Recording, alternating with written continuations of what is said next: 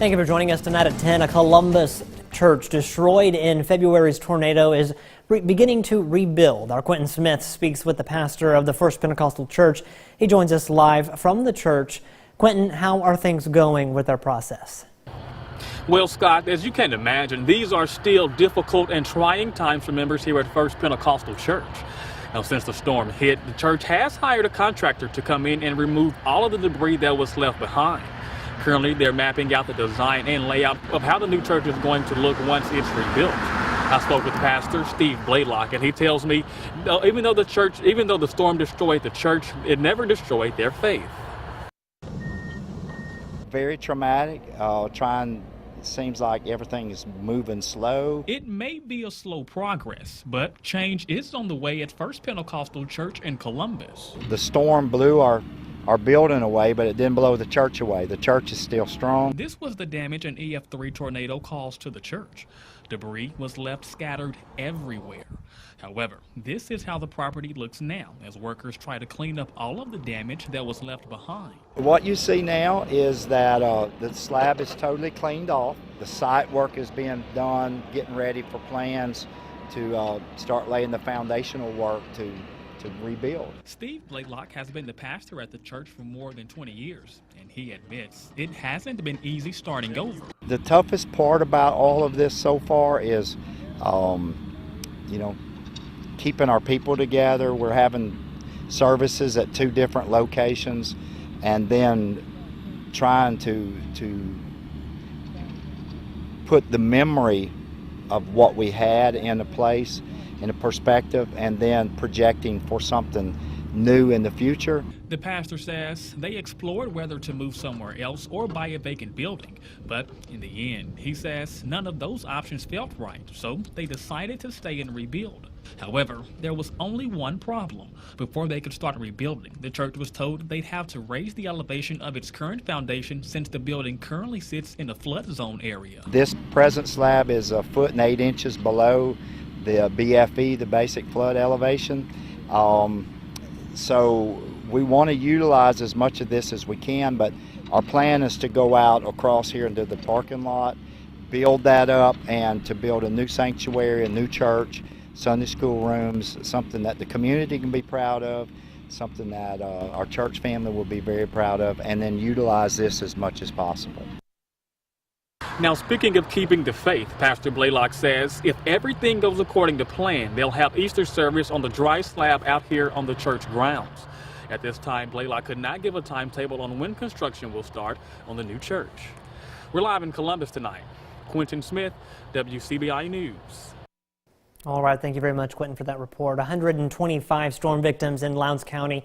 They applied for temporary housing help. The assistance from the Mississippi Emergency Management Agency is helping people impacted by the February tornado and flooding. MEMA had several opportunities for people to apply. Residents had to provide a rental lease or deed to their property. Those that were approved should be notified in the coming weeks. If you have any questions, you can contact the Lowndes County Emergency Management Agency. Time now to toss things over to Chief Meteorologist Keith Gibson to get a first look at our Wednesday evening forecast. Hey there, Keith. Scott, we had a great day, lots of sunshine, some friendly clouds, perfect weather this evening, probably one of the best evenings we've had so far this year. That's our time lapse from Louisville earlier today. Not too shabby as we close out this Wednesday. All right, right now temperatures are in the 60s and still some low 70s across our region. We've got a mild evening here this Wednesday evening. Lows tonight upper 50s to low 60s. And for your Thursday, back into the mid 80s. It will be windy. We may see some wind gusts up to about 30 miles per hour. We're tracking the storm for the weekend. More on that in just a few minutes. It's no secret that statewide campaigns are constantly under the microscope, but one tactic is becoming increasingly common: trackers. Courtney Ann Jackson explains. I have 2 trackers, and one of them's been on me since January and one's been on me since March. That's one instance of trackers being called out this week. Another, Team Tate Reeves, tweeted, "Hey Hood for Governor, please let us know if your staff tracker paid for his $16 lunch at today's Lowndes County GOP women meeting. If not, we will graciously cover for him." So what are trackers really? We went to those who've worked campaigns to find out. It's opposition research out in the open, and it has transformed into that. I think when it started, it was a little bit more shady.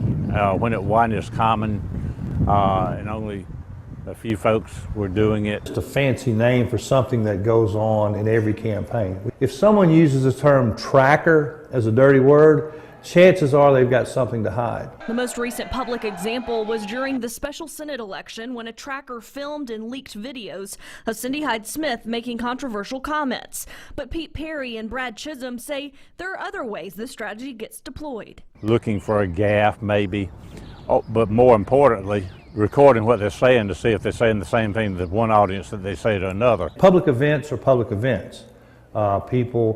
Candidates from all persuasions invite people to come to their events, and what they say is public and on the record because TV cameras can't always be there. It helps to make voters more aware of what's going on.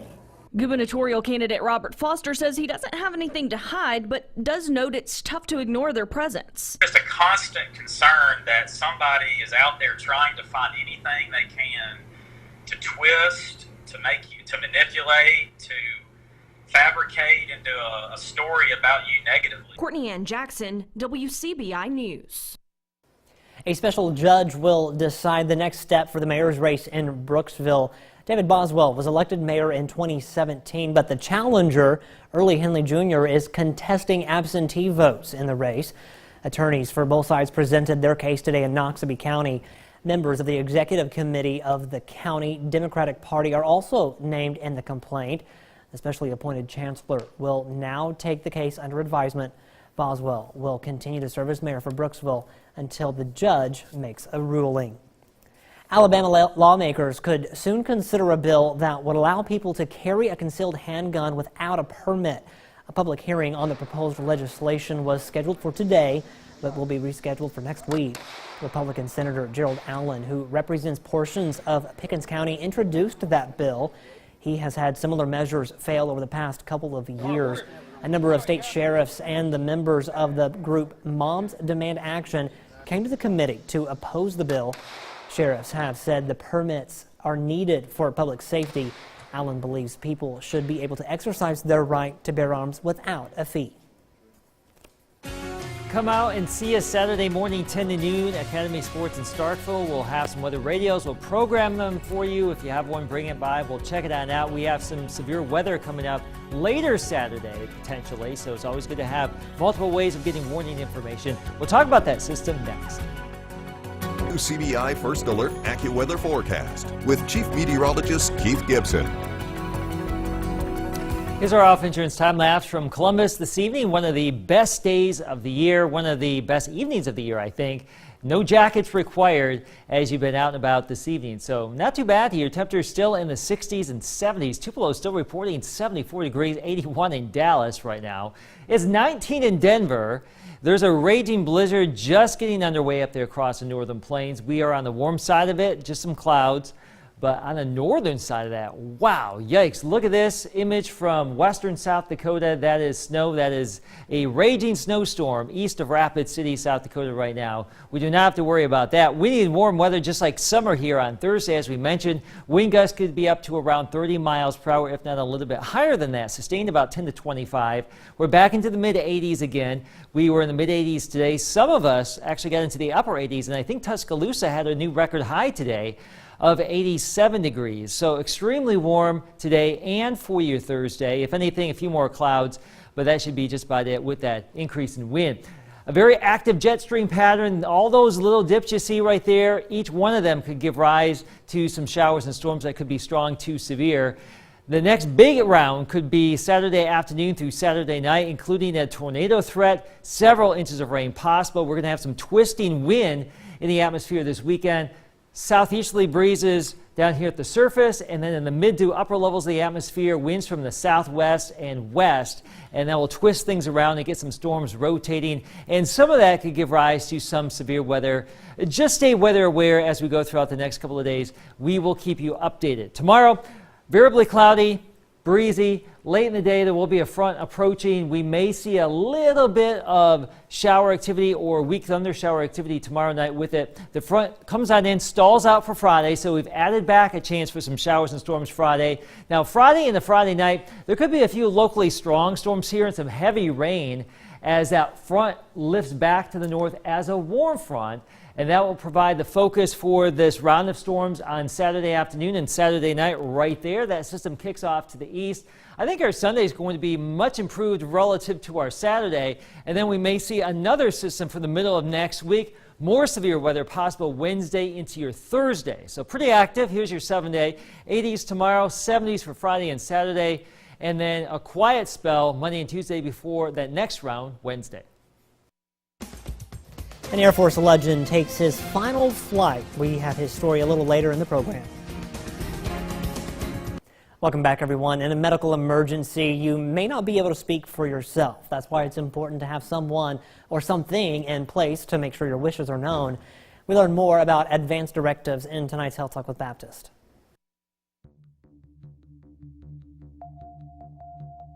Hi, I'm Chaplain Steve Brown with the Pastoral Care Team here at Baptist Memorial Hospital Golden Triangle.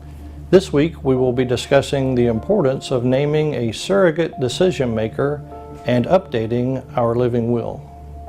Simply put, an advanced directive, which includes the living will and power of attorney, is a written document prepared in advance that tells others what you want done regarding your health care if you get too sick to make decisions for yourself. They allow patients to document their wishes, whether they prefer all life-sustaining measures to be taken, or if they prefer to avoid such procedures. The Patient Self-Determination Act of 1992 affirms the rights of adult patients regarding their healthcare wishes.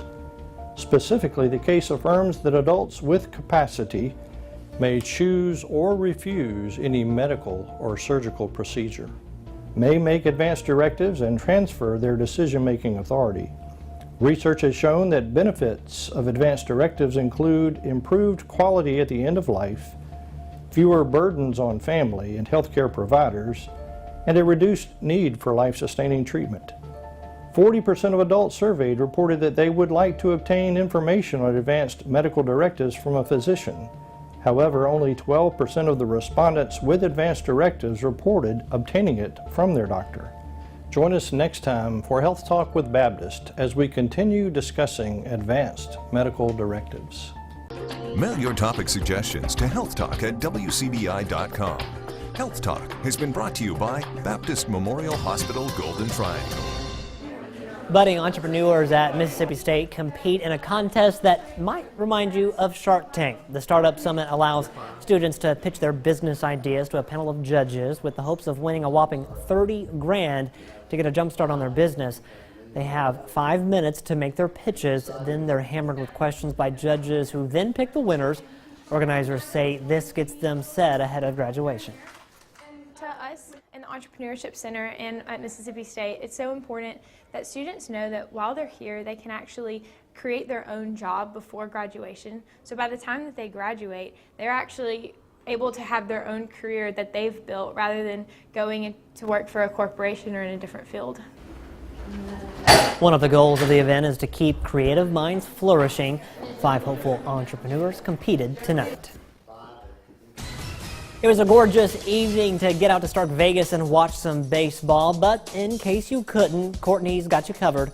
Highlights coming up next in sports. WCBI Sports with Courtney Robb. 2 Mississippi State Bulldogs will be packing their bags and headed to the pros. Tara McCowan selected as the 3rd overall pick to the Indiana Fever in the first round. McCowan will join former teammate Victoria Vivians in Indianapolis. And Donrell Howard selected as the 24th overall pick to the Seattle Storm in the 2019 WNBA draft. Both Bulldogs were instrumental in the team's NCAA tournament run. McCowan led state in scoring and rebounding at 18.4 points and 13.5 rebounds. Howard followed behind her at 16.4 points per game and 8.4 rebounds per game. 6th ranked Mississippi State hosting South Alabama for a midweek matchup. Bottom of the 5th, 2 outs. MSU leading by 1 run. Tanner Allen tries to get the offense rolling again. Doubles out deep into left center. And then still in the 5th, a wild pitch is going to advance Allen to third base and right into scoring position for Mississippi State. State can't capitalize on the inning, but they managed to get the lead and the win. Mississippi State gets the win over South Alabama with a final of 7-5. Mississippi State not the only ones playing baseball tonight. Starkville taking on Northwest Rankin first inning. Camden Upchurch pitching. Carson Chapman takes one deep left for an RBI double. That'll score another run, and Rankin's leading 2-0. Second inning, tie ball game. Banks Perry hits one to short. He overthrows at first. The Jackets score another run off the error to go up 3-2. And then the next batter, Jaden James, hits a pop fly to center. That'll score another run for Starkville, but they'll end up falling to Northwest Rankin. The final, Northwest Rankin 14, Starkville 7. And then some softball action in Eupora as the Eagles take on East Webster. Liz Massey pitching. Allie Reed lays one down for a bunt for the Eagles. The throw is, that brings in Haley Farley to third. The next batter, Kaylee Richardson, grounds into an out but brings in a run. And the Eagles go up 1-0. Second inning, Harper Dodgett pitching. Josie Reed knocks one dead left center for a base hit. Emma McNee then hits one short of third base. That'll score Reed and McNee. They're going to be safe at first. East Webster down 2-1, and East Webster will go on to win a shootout. The final in this one, East Webster 12, Eupora 11. Well, it's a golf enthusiast's favorite time of year. It's time for the Masters in Augusta, Georgia. People from all around the country travel to Augusta for the unique experience. Mike Anthony gives a look at the experience on today's The Masters Life. The Masters Life with Mike Anthony. Hi, I'm Mike Anthony, and this is The Masters Life. Well, we're here at Augusta National Golf Club, and while every year the best golfers in the world come here to compete, for a lot of people it's a once-in-a-lifetime opportunity to walk the grounds where the best golfers do. And I'm here with Trey Suter, who's one of the people who's making their first pilgrimage to Augusta. And if you could just talk a little bit about the opportunity and how you came about it to get here today. Absolutely. Had a friend that happened to have some tickets, had a work event, couldn't make it. So last week, me and my girlfriend decided we would make the 7.5 hour trip. Absolutely worth it. Definitely worth it. And I know you said that you've watched it on TV, and people say it doesn't compare. What were your first impressions walking through those gates and seeing the course? How well manicured everything is. The greens, the fairways, the tee boxes, absolutely immaculate condition. Just looks perfect right now. Is there a certain thing that really just was over the top, even more than you could have expected? Honestly, the greens and how fast they were. They're rolling probably like a 16 on the stent meter, which is ridiculous, almost like glass. And aside from the course, you know, the amenities, so you had a chance to visit the pro shop, just the overall experience, how would you rate it? Merchandise shop is fantastic. There's definitely a lot of things you can spend your money on in there. The food is great. Got a sausage biscuit this morning for breakfast. Looking forward to getting a barbecue sandwich when we get back in there. Just the atmosphere is really unbeatable. Well, Trey, one of the many people willing to make the drive to get that item checked off the bucket list. We'll let you get back to your Augusta National experience. Thanks for joining us here. Thanks, sir. Appreciate it. And for The Masters Life, this is Mike Anthony. The Masters Life with Mike Anthony. WCBI coverage from Augusta National Golf Club is brought to you in part by Wade Incorporated and MSU Golf Course. 77 years ago next week, 80 men in 16 Army Air Force bombers took off from the aircraft carrier USS Hornet to attack Tokyo in what would become known as the Doolittle Raid. The raid would be America's first strike on the Japanese homeland in World War II. The last remaining crew member of that mission, retired Lieutenant Colonel Richard Dick Cole, has passed away. Cole not only participated in the raid, but was also mission commander, Colonel Jimmy Doolittle's co-pilot in the lead plane. Dick Cole was 103. He will be buried at Arlington National Cemetery.